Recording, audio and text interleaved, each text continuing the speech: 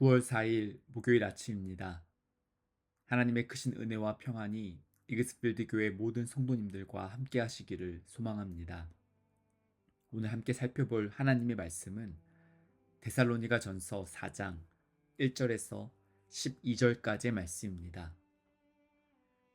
그러므로 형제들아, 우리가 끝으로 주 예수 안에서 너희에게 구하고 권면하노니 너희가 마땅히 어떻게 행하며 하나님을 기쁘시게 할 수 있는지를 우리에게 배웠으니 곧 너희가 행하는 바라 더욱 많이 힘쓰라. 우리가 주 예수로 말미암아 너희에게 무슨 명령으로 준 것을 너희가 아느니라. 하나님의 뜻은 이것이니 너희의 거룩함이라. 곧 음란을 버리고 각각 거룩함과 존귀함으로 자기의 아내 대할 줄을 알고 하나님을 모르는 이방인과 같이 세욕을 따르지 말고 이 일에 분수를 넘어서 형제를 해하지 말라. 이는 우리가 너희에게 미리 말하고 증언한 것과 같이 이 모든 일에 주께서 신원하여 주심이라. 하나님이 우리를 부르심은 부정하게 하심이 아니요 거룩하게 하심이니 그러므로 저버리는 자는 사람을 저버림이 아니요 너희에게 그의 성령을 주신 하나님을 저버림이니라. 형제 사랑에 관하여는 너에게 쓸 것이 없음은 너희들 자신이 하나님의 가르치심을 받아 서로 사랑함이라. 너희가 온 마게도냐 모든 형제에 대하여 과연 이것을 행하도다. 형제들아, 권하노니 더욱 그렇게 행하고 또 너희에게 명한 것 같이 조용히 자기 일을 하고 너희 손으로 일하기를 힘쓰라. 이는 외인에 대하여 단정히 행하고 또한 아무 궁핍함이 없게 하려 함이라. 아멘. 신앙생활을 하는 성도님들이라면 누구나 한 번쯤은 진지하게 고민해 봤을 질문이 하나 있습니다. 하나님의 뜻은 무엇일까에 대한 질문입니다. 광야 같은 시간을 지나는 동안에 하나님께서 이러한 시간을 허락하신 이유가 무엇일지 하나님의 뜻을 질문하면서 기도의 자리로 나아갑니다. 또한 중요한 선택의 순간에 놓여 있을 때 어떤 결정을 내리는 것이 과연 하나님의 뜻일지 고민하는 성도님들이 많이 있습니다. 하나님의 뜻에 귀를 기울이면서 하나님의 마음을 더욱 알아가고 하나님과 더욱 가까워질 수 있다면 하나님의 뜻을 깨닫기 위해서 질문하는 시간은 영적으로 큰 유익이 됩니다. 때로는 하나님께서 우리를 위해 대신 결정해 주시기를 바라는 마음을 가지는 경우도 있습니다. 오늘 우리가 함께 살펴보는 데살로니가 전서 4장은 하나님의 뜻이 무엇인지 분명하고 구체적으로 말씀하는 본문입니다. 3절의 앞부분을 보면 하나님의 뜻은 이것이니 너희의 거룩함이라고 말씀합니다. 성경에서 거룩하다는 단어는 하나님께 속하였기 때문에 구별되었다는 것을 의미합니다.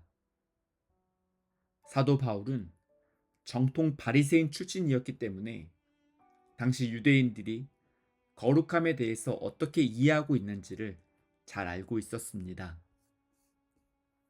바리새인들은 율법을 철저하게 지켜서 이방인들이나 죄인들로부터 자신들을 구별하려고 하였습니다.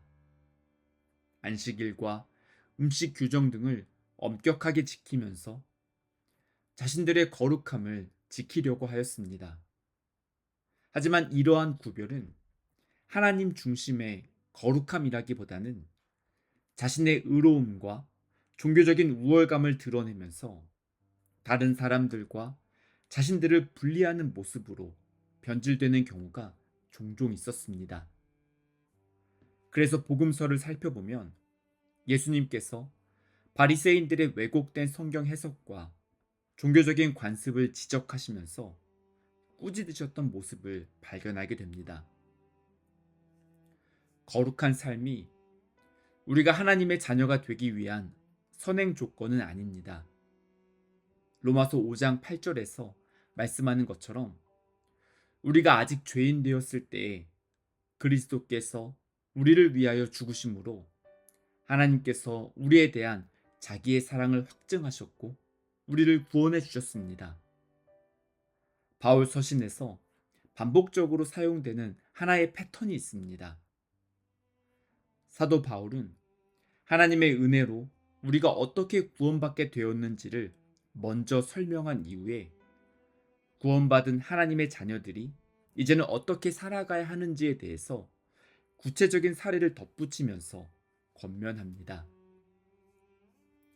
하나님께서 우리를 의롭다고 인정해 주시는 칭의의 관점에서 구원을 말할 때 하나님과 우리들의 관계가 회복된 사건으로 이해할 수 있습니다.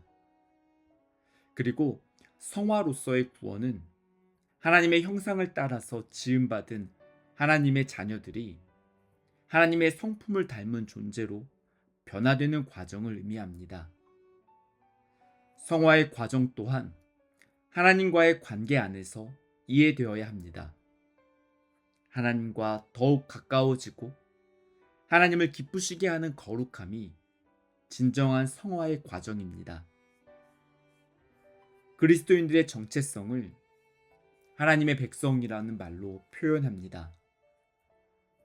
세상 가운데 살아가고 있지만 세상 사람들과는 다른 기준을 가지고 살아가면서 하나님 나라의 질서를 따르고 하나님의 뜻에 순종하면서 살아가는 사람들이 하나님의 백성입니다.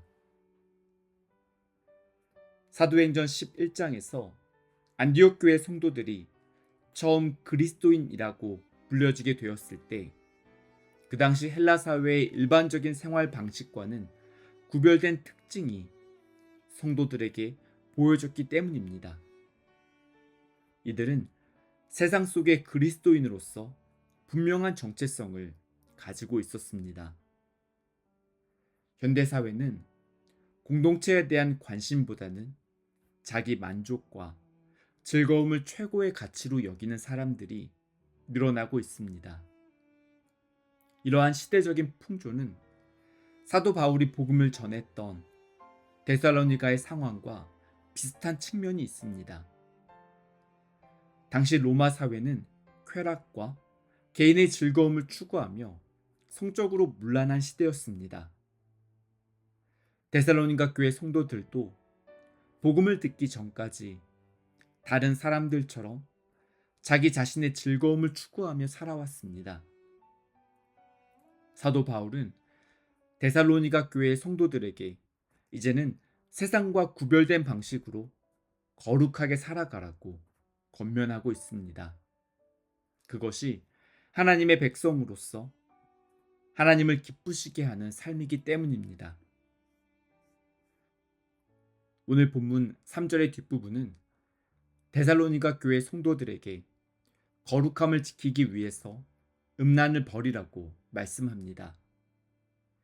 21세기를 살아가고 있는 우리들에게도 주시는 말씀입니다. 로마 사회는 성적으로 개방적이었고 절제보다는 자기 만족과 쾌락을 더 중요하게 여기는 시대였습니다. 이러한 세상 속에서 살고 있었던 성도들에게 하나님의 말씀이 기준되어서 음란을 버리고 거룩하게 살아가라는 말씀은 용기와 결단을 요구하였습니다. 4절은 그리스도인의 거룩함을 조금 더 구체적으로 표현하면서 가정 안에서 배우자와의 신의를 지키고 서로를 존중해야 한다고 말씀합니다. 예수님을 주님으로 고백하는 믿음은 교회 안에서뿐만이 아니라 가정과 일터에서 주인 되시는 예수님의 권위를 따르며 말씀에 순종하며 살겠다는 결단입니다.